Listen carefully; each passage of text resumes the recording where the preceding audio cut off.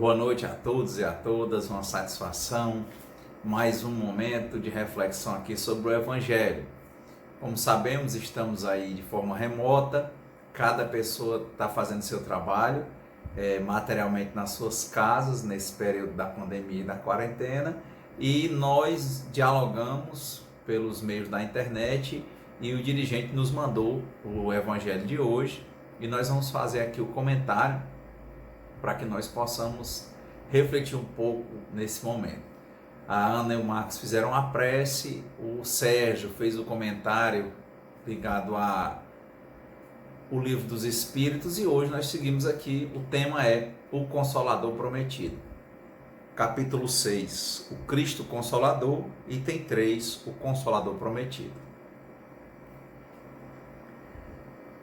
Texto do Evangelho. Jesus promete um outro Consolador, o Espírito de verdade, que o mundo não conhece ainda porque não está maduro para compreendê-lo, que o Pai enviará para ensinar todas as coisas e para fazer recordar aquilo que o Cristo disse. Se, pois, o Espírito de verdade deve vir mais tarde ensinar todas as coisas, é que o Cristo não disse tudo. Se ele vem fazer recordar aquilo que o Cristo disse, é porque isso foi esquecido ou mal compreendido. O Espiritismo vem, no tempo marcado, cumprir a promessa do Cristo. O Espírito de verdade preside a sua instituição. Chama os homens à observância da lei e ensina todas as coisas em fazendo compreender o que o Cristo não disse senão por parábolas. O Cristo disse: que ouçam os que têm ouvidos para ouvir. O Espiritismo vem abrir os olhos e os ouvidos porque fala sem figuras e sem alegorias.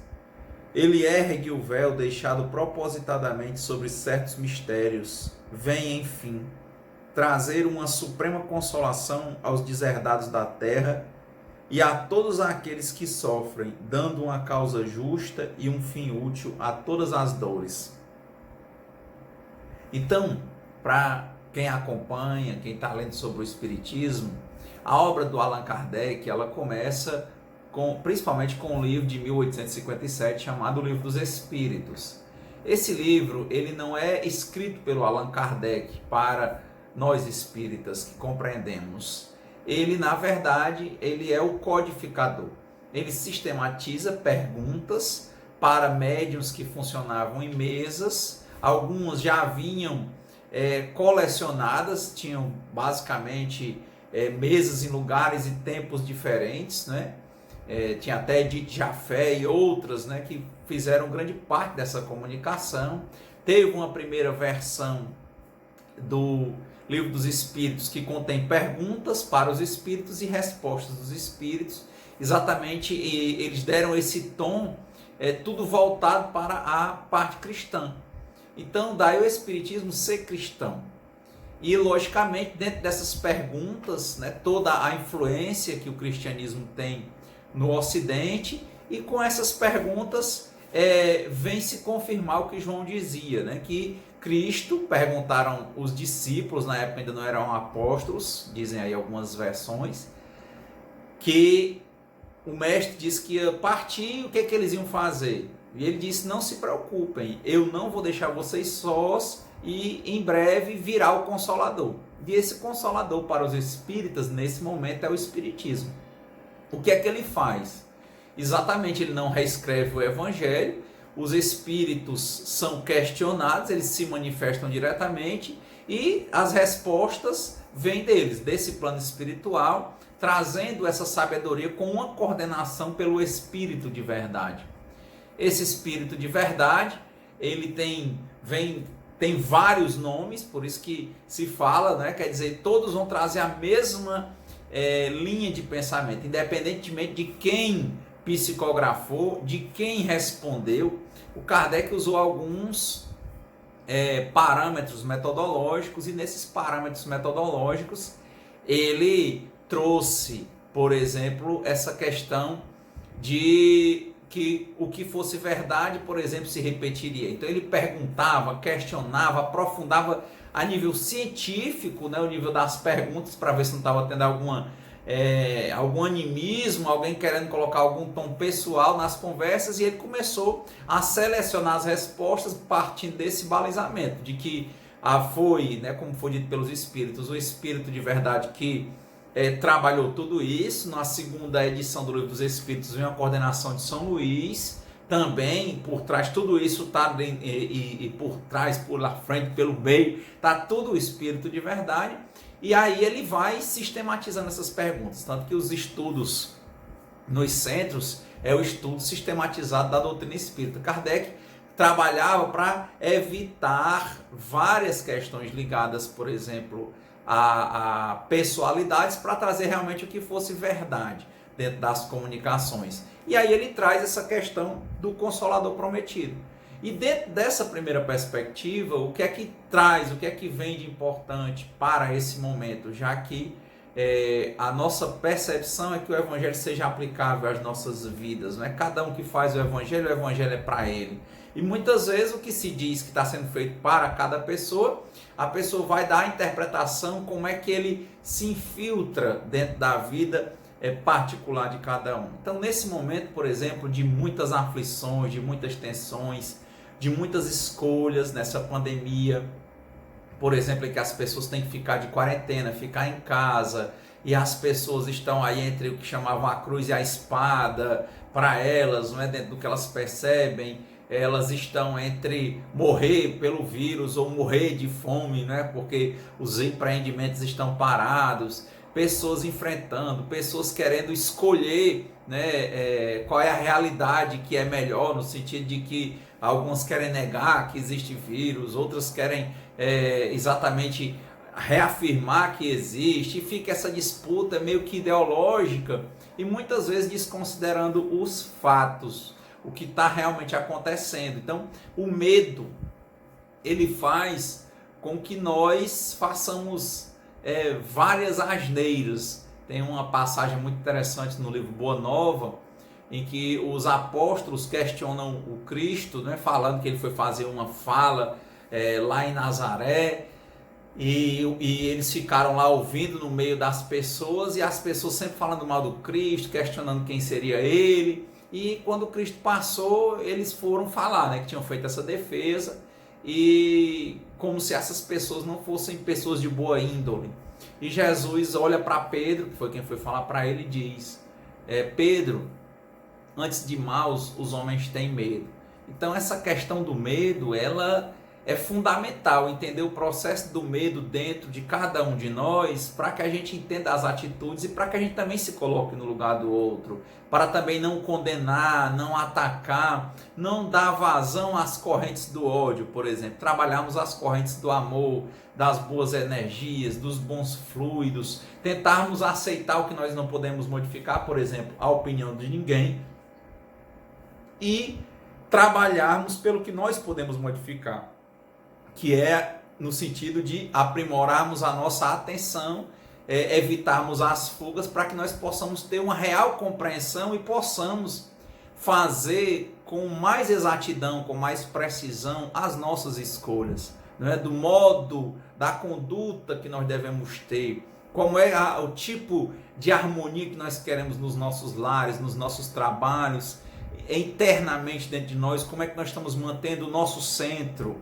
E alguns devem se perguntar nesse mesmo questionamento, quem está em desespero, por exemplo, ou quem o medo urge. Tem gente que está equilibrado num momento, no outro momento se desequilibra e permanece desequilibrado e parte para fugas pela pornografia, fugas pelo álcool, fuga pelas drogas, pelo relacionamento doentio, pelo WhatsApp constante, conversando asneiras e tentando, às vezes, manipular as pessoas. Quer dizer, tudo isso existe e é muito forte.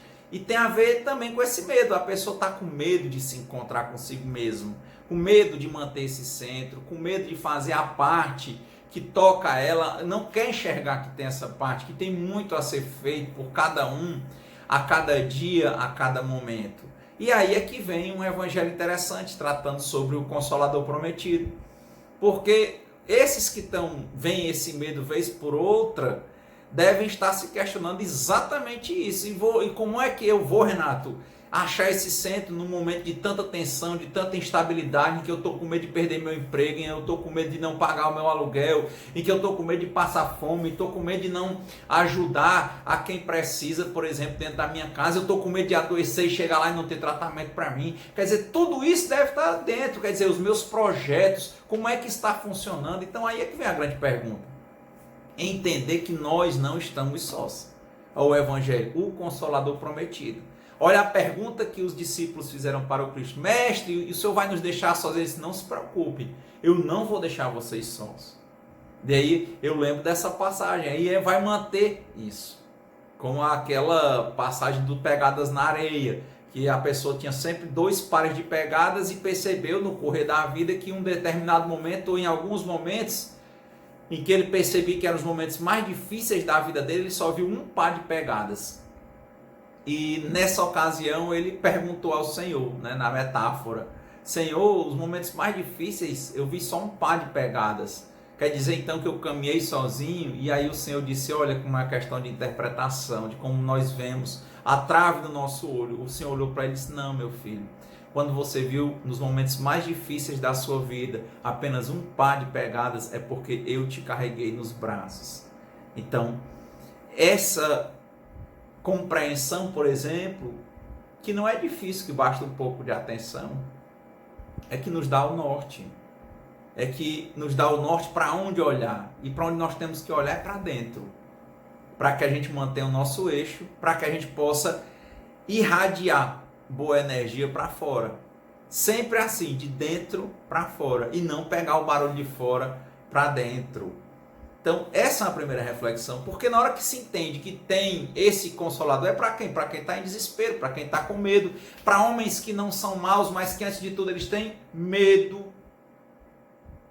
para os momentos de oscilação emocional, para os momentos de fragilidade emocional, para o medo material, para confiar, lembrar de várias passagens bíblicas, por exemplo, momentos difíceis das nossas vidas e das pessoas que não é por causa desse coronavírus apenas, mas que quantas pessoas que estão internadas em hospitais com outras enfermidades e que tiveram de parar a vida. Quantas pessoas descobriram que estão com um câncer nesse momento, ou em vários momentos aí, que tiveram de frear mesmo a vida porque ou se tratava ou morria e esse medo também de fome não estava dentro delas?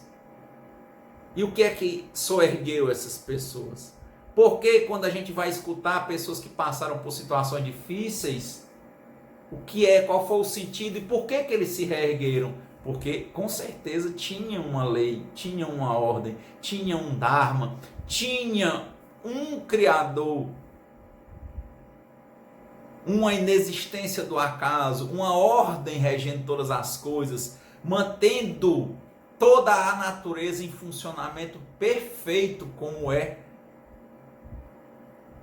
E sempre foi, e sempre será. As coisas materiais sendo impermanentes, como sempre foram e sempre serão. E as coisas espirituais sendo de maior solidez e completamente não passageiras. Então, se firmar aonde? Na compreensão. Como chegar à compreensão? Com atenção. Atenção a quê?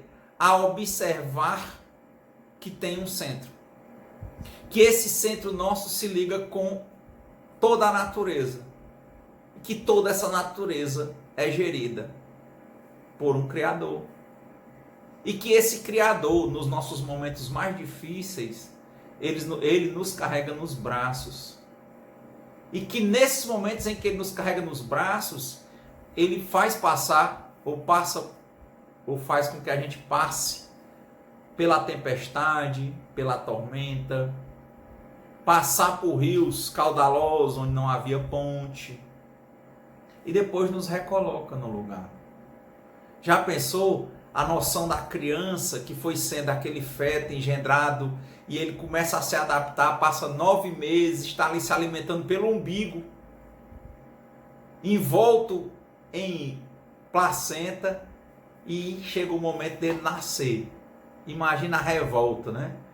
que a maioria das crianças nascem chorando, como quem não quisesse nascer. E aqui não nasce chorando, nasce sisuda, fechada, e leva uma palmada do médico para chorar, para poder dar o primeiro respiro e olhar para a vida.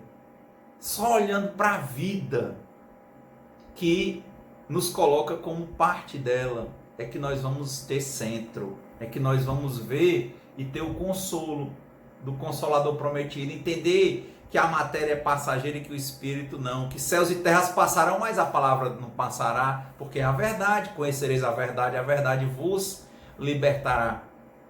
Aceitarmos, olharmos para isso, que as transformações são importantíssimas, fundamentais, e não tem como não acontecer.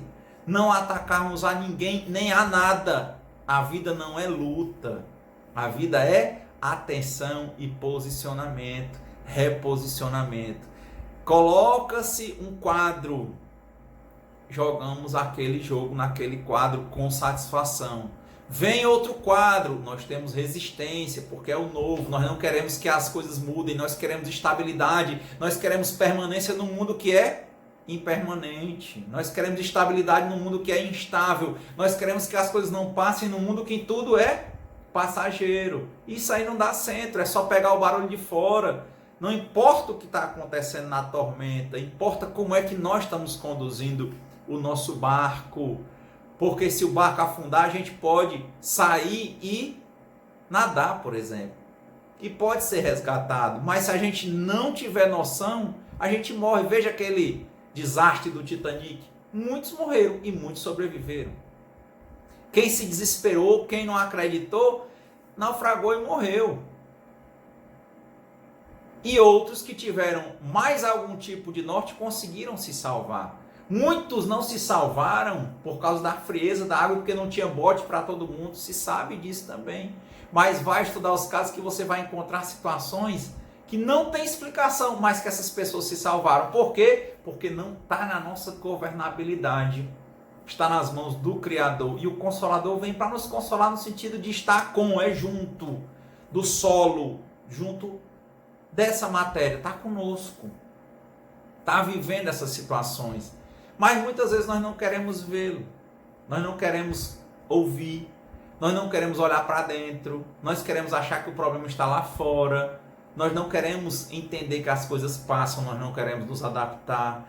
Nós que estamos acostumados muitas vezes a manipular, queremos continuar manipulando as pessoas, ora com presentes, ora com palavras, ora com atitudes. E vamos fugindo, falamos de amor quando que nós temos às vezes alguma lembrança, uma memória do passado de algum prazer que a gente quer repetir, só que, por exemplo, o próprio passado não se repete. Tanto que qualquer pessoa pode ir para o lugar, às vezes a gente está desesperado por alguém, né, por algo. Aí depois vem outra coisa no lugar e nem era isso. Né? Se você lê, por exemplo, a literatura de comedores compulsivos anônimos, achei muito interessante quando eu li sobre, que ele falava, né, você tem lembra, né, aquela questão da fixação no desejo, no prazer, né? Teve um prazer quando era jovem comendo, por exemplo, sorvete. Aí toda vez que está com algum problema, alguma ansiedade, algum problema emocional, aí lembra, eu vou para aquele canto conhecido, seguro, que me dá prazer, sorvete. Aí vai comer sorvete, aí vai e vira obeso. Toda vez foge pelo sorvete, tem que atacar a geladeira, por exemplo. E eles vão dizer, olha, comida é comida. Comida não tem nada a ver com prazer. O prazer é uma cognição que foi feita com a memória.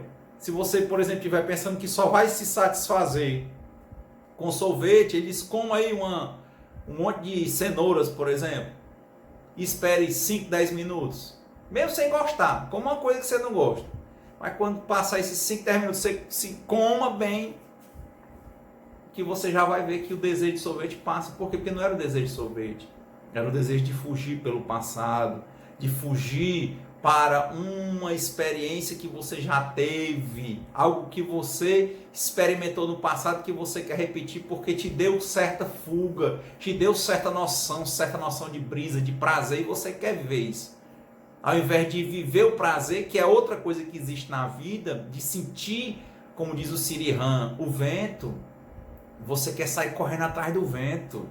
Eu quero correr atrás do vento, às vezes é isso, nos momentos de fraqueza emocional, nos momentos em que eu perdo o centro, nos momentos em que eu quero entender que eu sou Deus e não que eu tenho um consolador, esse que está junto aqui junto conosco e que vem junto da nossa dor, da nossa dificuldade na matéria, porque no espírito não tem isso. E essa é uma das grandes mensagens do espiritismo, que a matéria passa, porque a matéria é só uma roupa, e na passagem da matéria é só um trocar de roupa, é um baixar da cortina, um baixar dos panos, e depois fica o espírito, que é imortal, que ele vai tender a se desiludir dos prazeres da matéria, deixar de correr atrás do vento, e vai começar a entender melhor o que é viver o vento, e quando o vento passar, deixar que ele passe. Ver e viver as estabilidades momentâneas, né? Por isso que estabilidades entre aspas. E quando as coisas mudarem, aceitar e agradecer. Devolver tudo, porque nós somos só poceiros, né? Nós temos só a coisa no sentido de momentaneamente, nós não somos proprietários. A gente tem o gozo e o uso, mas a gente não pode, por exemplo, dispor. Não é nosso. Nós não podemos aumentar um côvado de altura, aumentar um segundo de vida, saber quando vamos adoecer, se vamos ficar curados ou não. Isso não está na nossa governabilidade. Então, esse momento do Consolador é pensar isso, junto do solo, da matéria e da dor. E essa dor tem a ver com o nosso medo. E o nosso medo tem a ver com a nossa falta de centro. E a nossa falta de centro tem a ver com a nossa falta de atenção. A nossa falta de atenção que nos leva a uma incompreensão sobre o nosso lugar na natureza. De que tem uma natureza que tem regras fixas, imutáveis, essas sim.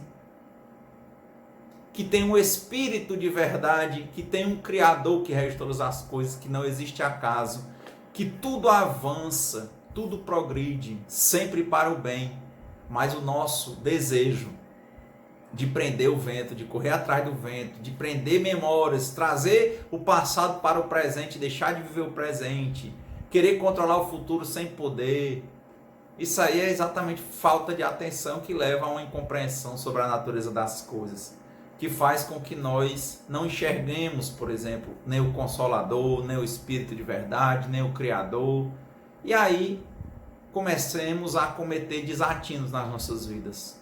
E que essa semana, para nós, seja uma semana disso, né? Uma semana de centro. Que partindo a cada 24 horas nós possamos relembrar que nós somos os criados e que tem um Criador. E que tudo que está na natureza é bom, é necessário. Que o que tem que ser mudado muitas vezes é a nossa compreensão sobre as coisas. Mas nós não estamos sós. Mas grande mesmo, bom filho, é aquele que tenta não dar trabalho ao pai. Que nós possamos fazer a nossa parte da melhor maneira possível. Usarmos as nossas forças. Cumprirmos o nosso papel, o nosso dever. Sem reclamar, sem desesperar.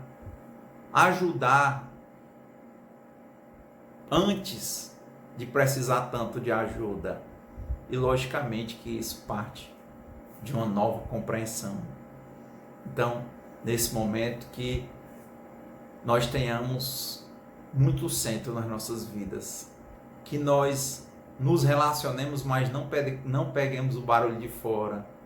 Que nós possamos ter equilíbrio, serenidade e muita compreensão, muita atenção para podermos ver toda a grandiosidade de tudo o que está nos acontecendo e ao final de tudo possamos dizer que seja feita a vossa vontade antes da nossa, antes da minha, que nós possamos vencer cada dia deixando a taça, ao invés de beber a taça, deixando algo na taça da vida. Criando, acrescentando, sendo melhores do que nós mesmos, sem querermos ser melhores do que ninguém, ajudando dentro das nossas possibilidades. E assim que nós realmente possamos ter serenidade, independentemente do que esteja a nos acontecer.